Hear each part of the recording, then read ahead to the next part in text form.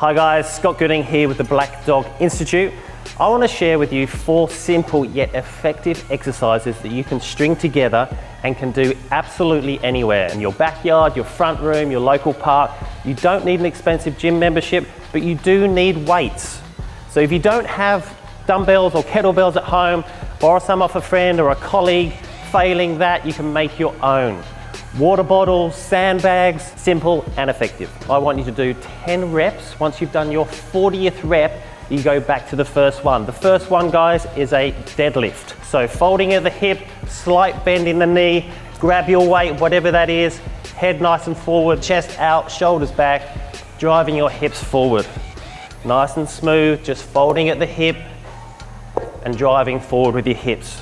All right, moving on. So this is the Arnie press. Good enough for Arnie, good enough for me. Elbows nice and tight, a slight corkscrew action, and your palms are facing away. Nice and smooth. All right, third exercise is another leg. This is a reverse lunge. Get your weight nice and close to your chest. Large step back, dropping that back knee and alternating. Large step back, drop that back knee, feet together. We had a push, now we've got a pull. This is a renegade row. So the wider your feet are, the more stability you have.